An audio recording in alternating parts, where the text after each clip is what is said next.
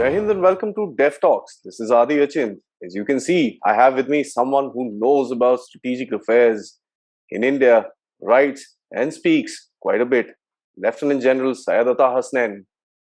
Uh, Currently, he was a Corps Commander, 15 Corps in Srinagar, and the Chancellor of Central University in Kashmir. But I think today he's more known about the articles that he writes, the amount he speaks about various national security issues. And today I have him with me to talk about President Putin's visit to India. Sir, thank you so much for joining me to discuss this very, very important geopolitical event, which is probably going to put India on the map in terms of being a multilateral nation. Thanks very much, Adi. Thank you for inviting me for this show. And let me compliment you on being very early in this analysis that we are going to do together, because there's not too many shows, not too many analyses are out in the air yet. Absolutely, yes, sir. So, as a matter of fact, there's a lot of speculation within strategic circles about this, being talks about this thing, but there's not much, as you said, which has been written. People have off and on mentioned President Putin's visit, as well as the delivery of the S-400, which has created a bit of a ruffle, especially in circles that watch the United States. But I'd like to, open this discussion with a first thought of what you think that his agenda would be when he comes and visits India, sir. See, first of all, Adi, this visit is under the annual Indo-Russian dialogue meeting, supposed to be, which is every year, set up 20 years ago by Prime Minister Atal Bihari Vajpayee in his time. And the last meeting was 2019 between Prime Minister Modi and President Putin. It didn't take place in 2020 because of the pandemic. So he's meeting after, well, this meeting is almost after 2 years. The first thought which comes to mind is 2019 was an era gone by. 2021 is a very different period, right? The pandemic which came in the middle has changed the whole world. So Mr. Putin is coming at a very, very significant time when you can say major issues, major things have changed in the strategic world in the last 2 years. We will of course discuss this as we go along, but I will not lose sight of one other very important fact, and that is he's coming 10 days before the 50th anniversary of the Pakistan surrender at Dhaka. Symbolically very, very important, because I always say that victory came about, delivered by the Indian Armed Forces, led strategically by the Prime Minister of India at that time, and very importantly, supported by the Soviet Union through the Indo-Soviet Treaty, which actually changed the course of events in 1971, if you remember. Absolutely, yes, sir. Absolutely, yes, sir. But I think one of the most important things that is being talked about is the S-400. And when the Turkish President Erdogan even looked at it, the Americans threatened him pretty badly under the Katsa, which is something, again, being debated between the strategic circles in USA and India as to what is going to happen. My opinion, just a short one, sir, it's a difficult call. What is yours, sir?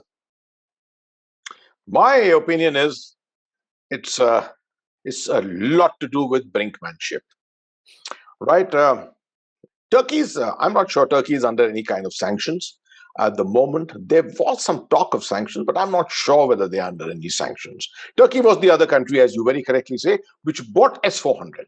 And Turkey is a part of NATO, and it bought the S-400 system from Russia, primarily because it's supposed to be a damn good system.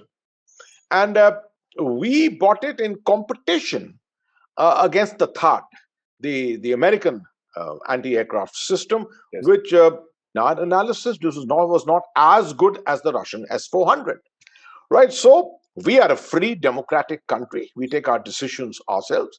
We have our strategic independence, and we don't like to be threatened. That's one thing very clear.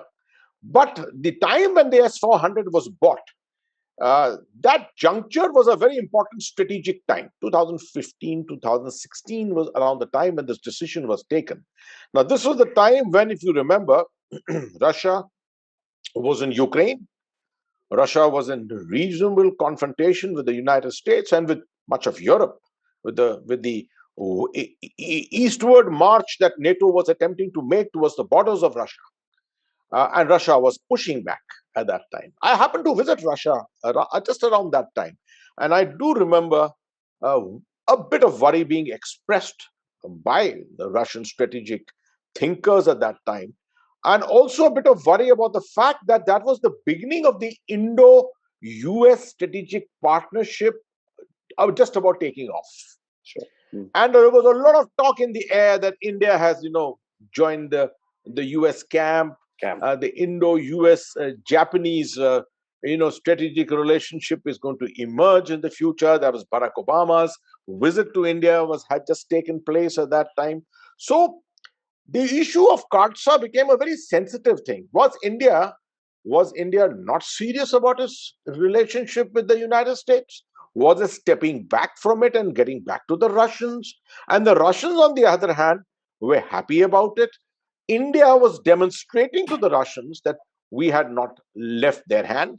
So there was a tremendous amount of strategic, thought behind what was happening with the Kartsa deal with the S-400 deal at that particular time.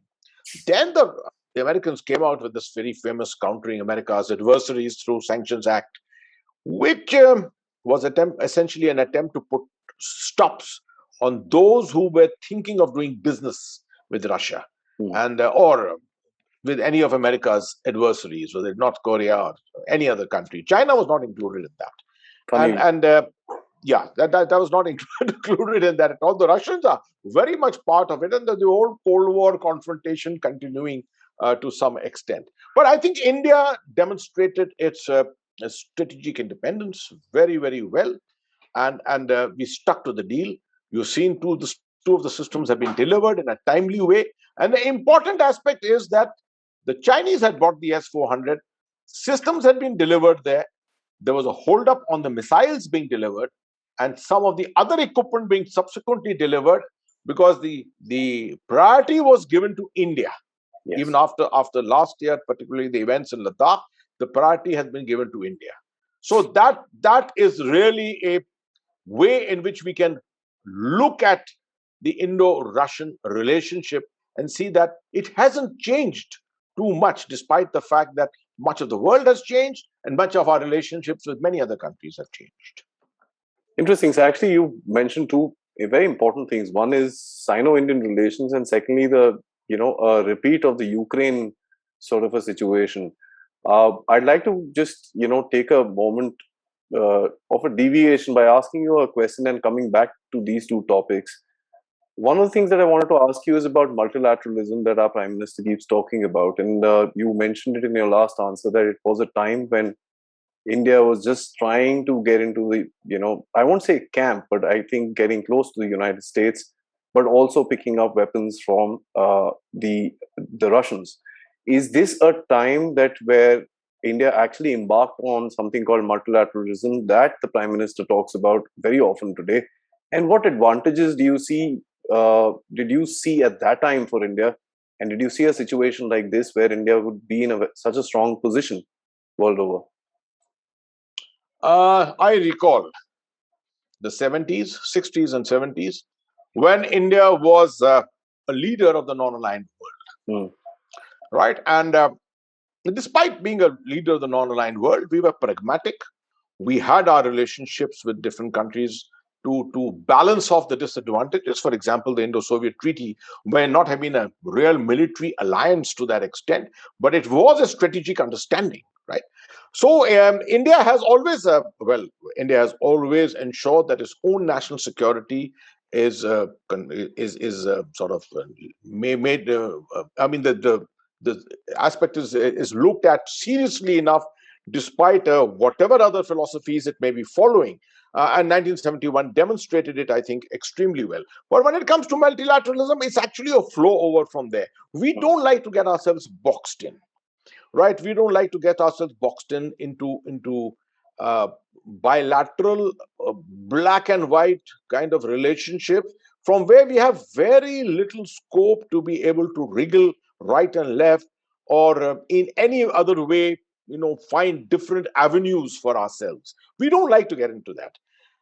And it's very unlike what Pakistan had done with CETO and things like that, and was known to be a part of the American camp. India was never a part of camps anyway. But notwithstanding that, we had a very strong relationship with the Soviet Union and subsequently with Russia. The multilateral part was very clear that India knew where its interests lay. It was not in a confrontation with anyone, even with China for that matter. If you really look at it, uh, we got a trade worth $90 billion going with China, right? And at the same time, we've got problems on our border. Okay, nations can have differences of opinion. These things can happen, and you can continue functioning still at the same time. That's the kind of spirit with which India has been working all along, and that's the kind of thing which was expecting as far as this relationship with the United States is concerned.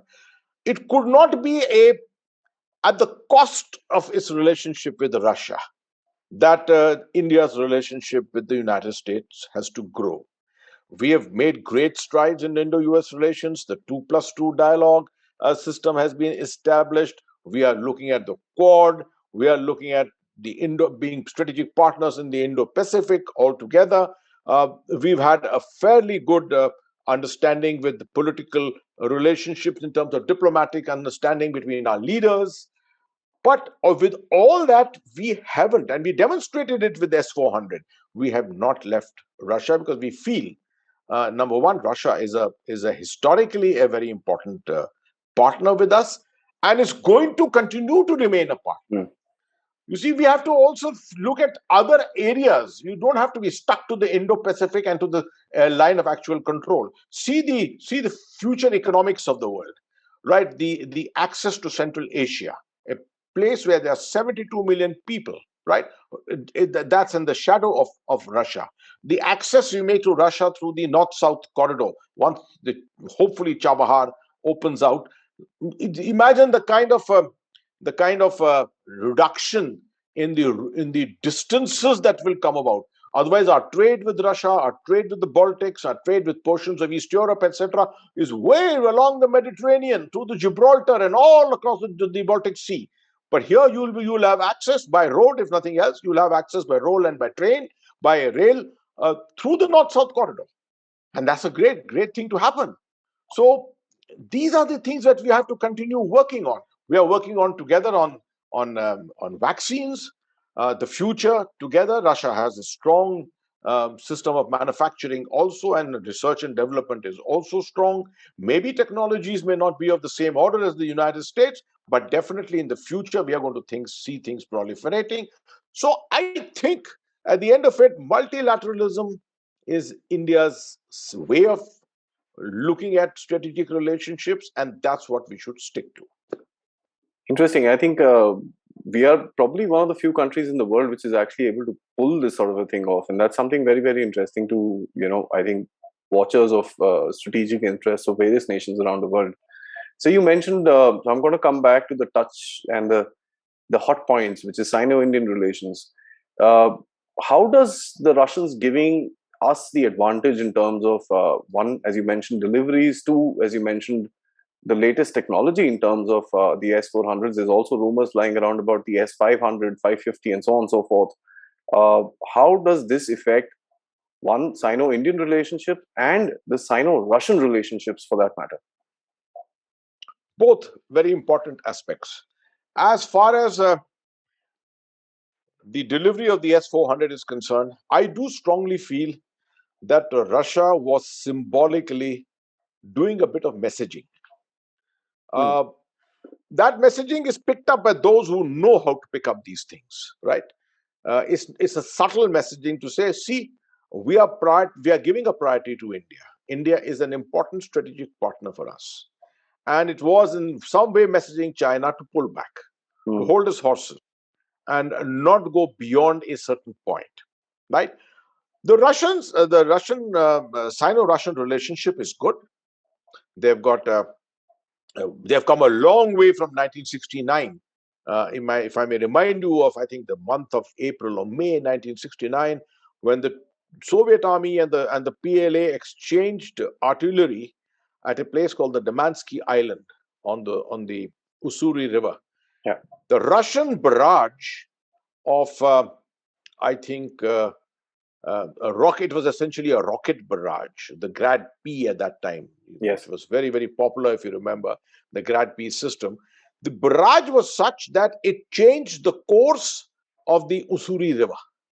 That is the amount of artillery that the Russians or the Soviets then used. And hundreds and thousands of Chinese PLA soldiers were killed in that.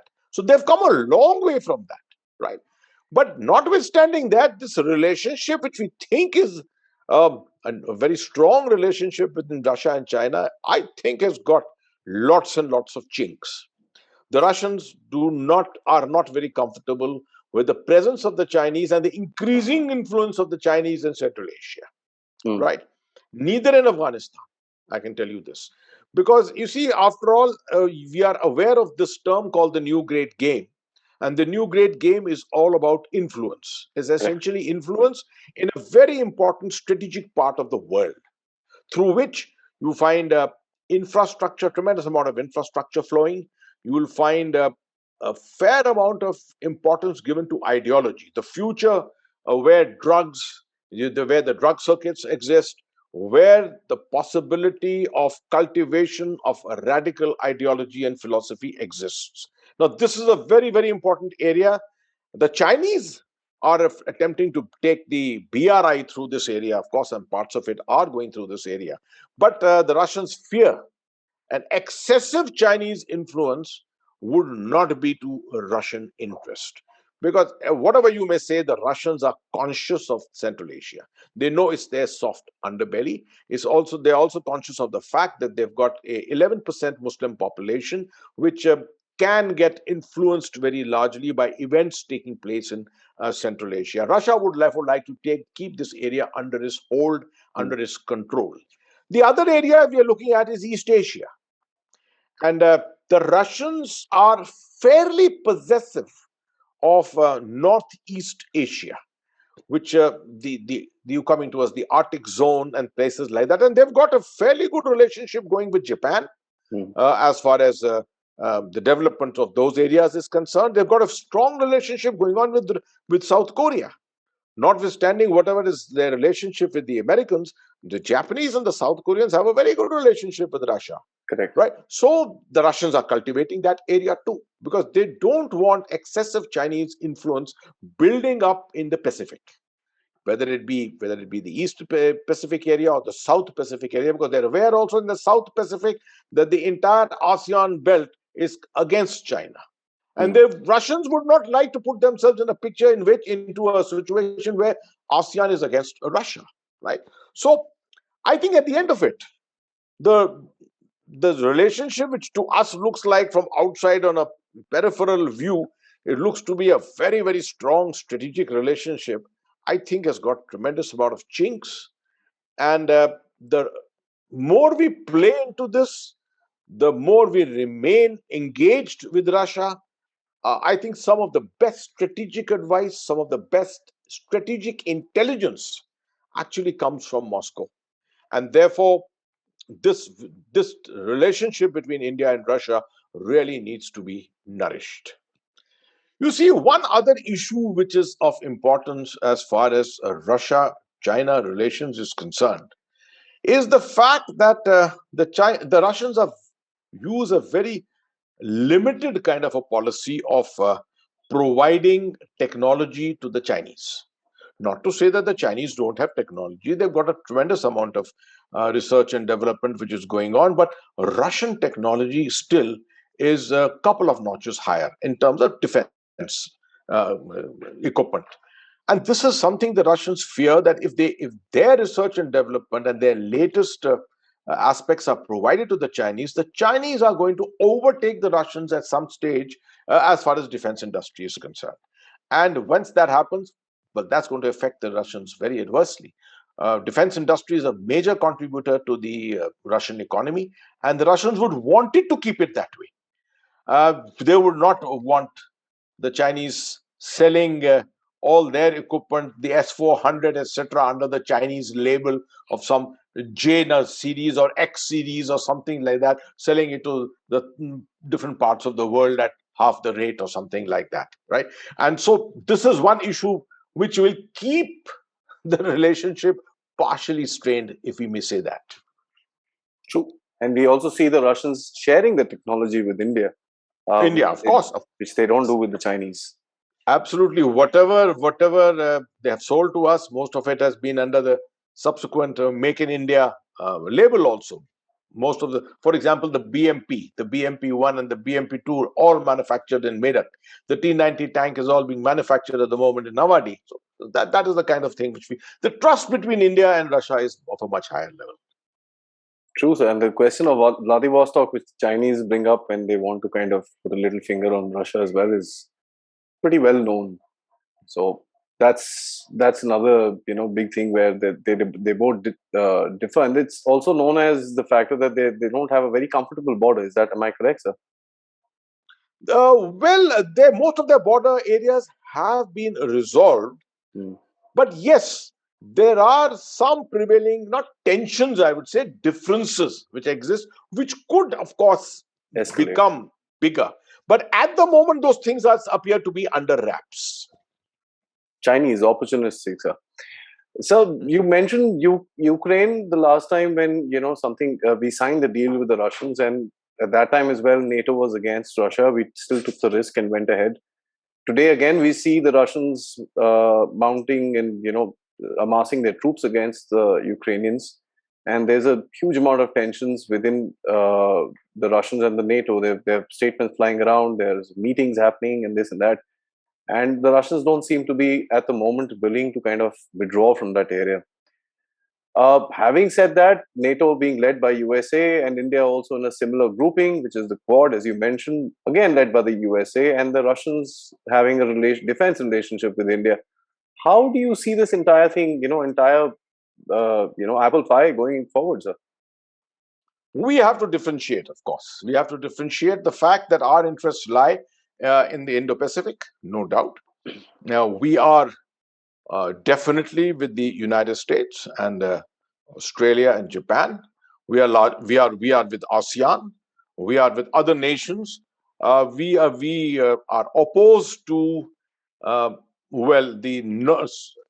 not so peaceful rise of China as far as the Indo-Pacific is concerned.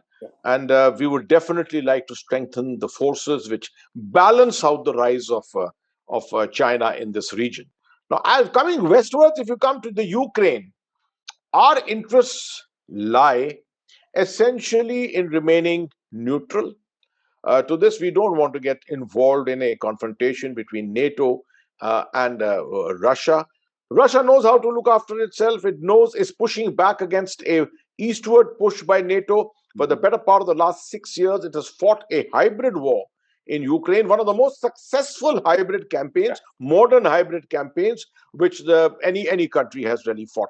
The use of social media, particularly, is something which needs to be studied, the model which the Russians have actually established there. Now, at the moment, yes, troops are there, very much. And, well, that's a part of the coercive diplomacy which is used as a part of hybrid war. I doubt it will come down to confrontation finally. In most of these kind of standoffs, it all ultimately comes down to something coercive, exactly like what's happened on the Sino-Indian border, where we are being coerced into taking certain decisions, etc., and we haven't wilted to that coercion. So neither is anyone wilting to that coercion in Europe either. But it's putting Europe on a path of being a little more cautious. This effort which was going on to try and hem Russia in completely, that will probably take a backseat to a very great extent, because the Russian capability to do something through proxies in much of East Europe is very, very strong. And most of the East European countries are very well aware of it. They were partners of the United States, of Russia under the Warsaw Pact at one particular time. So they understand each other very well. And it's not easy to do these kind of things and get away with them. So as far as India is concerned, we maintain a reasonable neutral stance on this. remain engaged with Russia, and I'm sure in the talks which are going to come up on the 6th of April during his Mr. Putin's visit here, all these issues will comprehensively be put on the table because India and Russia are both now in very, very important countries. You can't wish away either of them and their role that they play internationally. Of course, Russia is a member of the Security Council, the UN Security Council, and it supports. Very important thing is that it supports India's candidature to the UN Security Council, and it also supports India on the issue of Kashmir. On the last statement that the Russians have made on Kashmir, they have supported us on Article 370, and they have also at the same time called for bilateralism under the spirit of the Shimla Agreement, as far as Pakistan is concerned. Interesting move, sir. I must say, sir, you say that India should remain neutral, but I'm going to take a step forward and actually ask you, is it also an opportunity for us to become a bridge between the Russians and the West, knowing full well that we have relations, with very good relations, as a matter of fact, with both sides, and we've got decent amount of leverage as well. Why I say this is that, and this is something that I pick up from one of your answers, that the West has a predominant focus of Russia as an enemy. Whereas I don't think the Russians have any such designs. But is it possible that India can actually get that whole mirage out of the heads of the West and actually try and push them towards focus towards China, which is actually the bigger threat today? See, as far as I know, Russians are great innovators. We in the Indian Army were following Russian doctrines to a very great extent during the Cold War. Right, the operational maneuver group, I still remember, as a part of Warsaw Pact war fighting models, a great thing which we used to study tremendously. So the Russians, to say that the Russians are completely innocent as far as their intent against the United States is concerned may not be entirely right, because the Russians are pushing back. And why not? If the United States does it, so do the Russians. I mean, we are not favoring either side, but we are equidistant from both of them. The Russians have been very conscious of this. They are pushing back. And if you really ask me, the whole concept of gray zone warfare, if it has emerged from anywhere, it is actually from what the Russians have been doing in Ukraine and what the Russians have been doing to America itself. During the last campaign, if you remember, in 2016, the kind of influence it brought into the political circles in Russia is all a part of the gray zone warfare. So the Russians are great innovators in strategies of all kinds. Whether India can play a neutral role between the two, well, from our experience of being non-aligned at one time, we fit the bill perhaps on paper.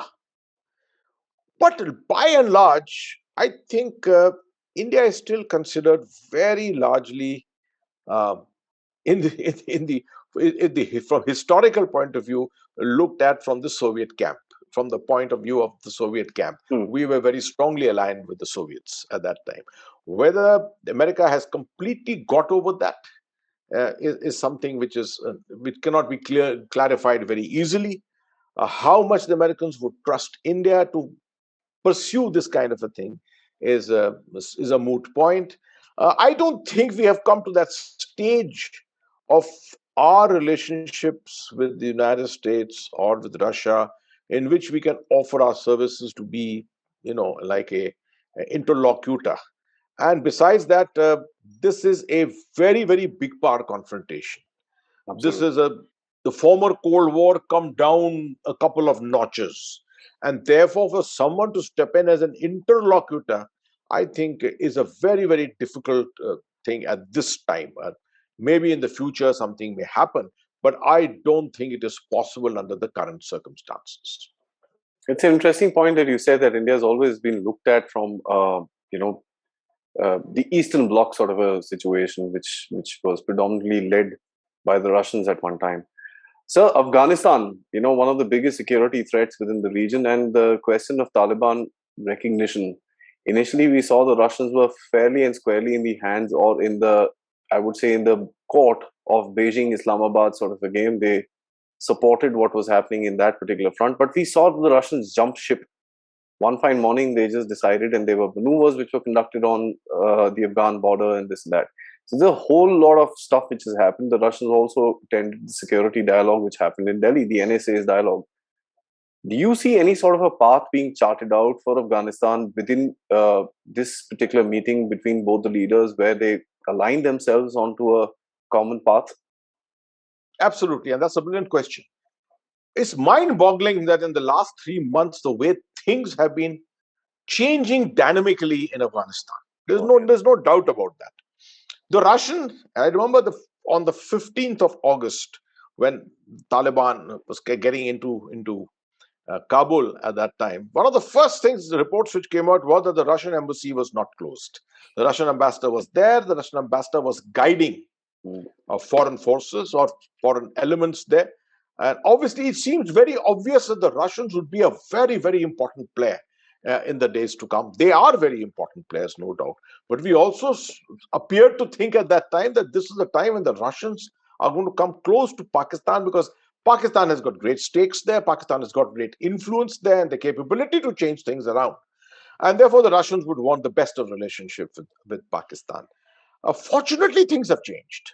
Fortunately, a lot of thinking has gone on. Firstly, the very fact that the Taliban-Pakistan relationship is not a relationship that anyone trusts. We all know that the Taliban is not a monolith.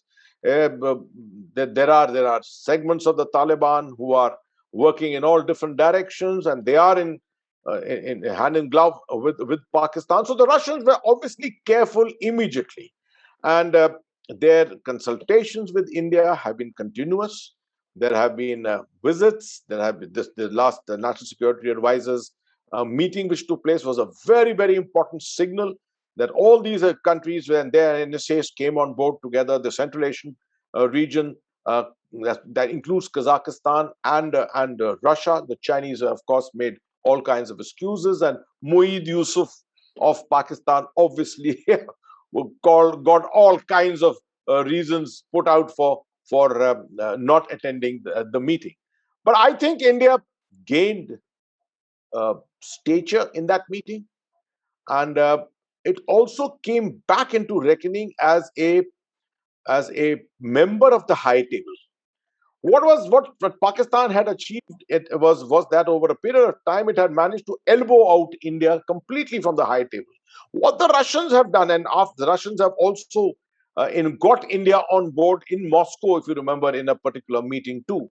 So the Russians have been supporting India and its candidature to the high table for all strategic meetings, all strategic parleys which take place on Afghanistan, and this is very important because India does not have diplomatic relations. Of course, no one has recognized the Taliban, but we don't even have an embassy there at the moment, unlike many other countries who've got embassies there. So for us to play a role, not be absent from physically from there, be absent also from the high diplomatic table, would have virtually meant that we would have no role in the future at all. But I think we have crept back. We have crept back, and we have crept back very largely due to Russian support. And that is why I can foresee that the talks between Mr. Putin and Mr. Modi will harp on these issues to a very great extent. Regional security, that's interesting, sir. So I must ask you, the Russians also put in a lot of capital into its relationship with India. Apart from defense sales, which helps their own defense industry, of course, there is no question about that, because their defense budgets aren't as what they were before. What does it gain with good relations with India, and how do you see this going forward in the future? See, the domains in which Indian-Russian relations move forward is political to an extent, economic, energy to a great extent, research and development. So all and of course strategic and defense, which are very, very important. If you really see the volume of trade between India and Russia, it is actually laughable. It is pitiable. $9 billion, $10 billion, with exports from India of $4 billion. Now, these are figures when you compare them to the United States, you compare them to Singapore, or you compare them with many other countries. These are minuscule, absolutely. But on the military front, yes, figures are much more substantial comparatively. You must remember one thing, that by befriending India, Russia gets to see a stable, to see an area which is the whole Indian Ocean region, with India at the Hmm. crown of the Indian Ocean. It sees this region from an angle of stability and its own access to it, right? Uh, After all, its involvement in international maritime affairs, etc. Being a former superpower, being having had a very large navy, of course, which has dwindled down to a great extent, its maritime interests are still very much there, and it likes to see itself in that position. And therefore, to have friendship with India, a strategic relationship with India, it sees itself as a part of this maritime domain too. That's a very important aspect of the Indo-Russian relationship. The other thing is, this trade, it need not be, need not be limited. You see, access to Russia has been a major problem for India. For one, Hmm. we can't make any access through Pakistan. We have no access to Central Asian republics. Imagine the markets with 72, 75 million people in Central Asia, and we have no access to those markets at all. From the sea routes take us through the Suez Canal, through the Mediterranean, the Gibraltar, the Baltic, all the way to the other end of the world. So transportation logistics is a huge, huge problem there too. So all this is, we are looking at the future, when the north-south Hmm. transportation corridor, we get access to it, hopefully through Iran, through Chabahar, things will change, and our trade relationship will change tremendously.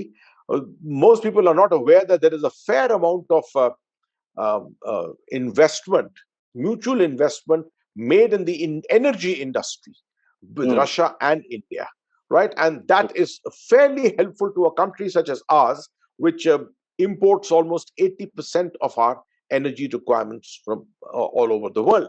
Some kind of an assurance is always there from the Russians, right? If nothing else. And if this route comes up, ultimately, if this route develops and you find uh, pipelines being developed up to Chabahar, you'll find there will be some Good. sustenance for us from that direction. And of course, the future, if Pakistan allows and opens up its territory, Pakistan can make a tremendous amount of money. If, for example, the very famous pipeline, the Turkmenistan, Afghanistan, Pakistan, India pipeline, which is called TAPI, Hmm. an investment of $10 billion is all that is required on that, and 25% of India's gas reserves, gas requirements will be met. Similarly, a lot of Russian oil can probably flow in through those pipelines, not in the immediate future, but we're looking at the long term, maybe 30, 40 years from now, right? So this relationship is a very important relationship. It needs to flourish, continue, and India must nurture it at all times. Absolutely, I agree with you, sir. I'd like you to close this particular discussion in terms of your analysis on India's position today in the world vis-a-vis probably about 2 decades ago, where or let's say the early 2000s. How do you see our leverage for various strategic issues around the world growing day by day, sir? See, Adi, ultimately, it's a question of your economic might, True. right? We saw that this former Soviet Union was brought to its knees primarily because of economics, Hmm. and that is probably the biggest lesson of history in terms of the might of economics, right? Uh, Way back in 2000, India was making good progress, no doubt. India was making good progress. We had opened up. It was 9 years since we had opened up. Obviously, since then, around about 2003 or so, we started taking off. Our economy went into an 8.5% growth rate at that particular time. We sustained the 2008 meltdown, the American meltdown. That was one of the biggest achievements for India, that we managed to sustain ourselves during that meltdown without a very negative impact. Of course, there was a dwindling down of growth and things like that. Uh, then Mr. Modi came, and you found, uh, uh, uh, uh, as far as outreach was concerned internationally, I think visited almost 80 to 90 countries in a period of 5 years. And that saw India's upsurge internationally, a tremendous upsurge internationally. Uh, you know, catch up with the Indian diaspora in different parts of the world. That diaspora started emerging and started being looked upon as an important segment of society in those countries. So India's stock rose. It rose fairly high. Mm. Also, the fact that we started talking about a $5 trillion economy, of course, the pandemic came in the middle and upset a lot of things. But today, $2 to $2.5 trillion economy, we are an 8% growth we have seen in the last quarter, which is a fairly good sign. We are hopeful that if not 2024, which is what Mr. Modi has set out as an objective, maybe just about a little later, we do achieve that $5 trillion economy status. We should be looking at $10 trillion, right? So we are there. We are there, not in entirely the place where we are looking to be, but we are there. And we need to be seen to be a nation which is peaceful. Its rise is not in any way conflicting with any other interests. The manner in which China, its entire growth, its entire rise is seen with confrontation with the rest of the world. This Again, whole philosophy of its wolf warrior diplomacy is a part of that. That's the Chinese character, the way it is being shown to the international community. A couple of years from now, China, as the biggest economy of the world, as the most powerful nation of the world, is going to be bullying almost everyone around the world, right? That's not what India wants to be. India, it doesn't want to be a benign country either. It has to be a player which punches as per its weight. We don't desire to punch above our weight. We desire punch as per our weight and play our role in international politics. I think I can say this with the confidence that most times that I have visited internationally in the Western world, the subject of India and its future has always come up. A few years before, about 2005, 2006, it was all China and India, which used to be spoken about at that time. Now people are generally speaking about China in more negative terms, correct. while they continue to speak about India in positive Positive. terms. Because India is not in confrontation. India is in cooperation with almost everyone, right?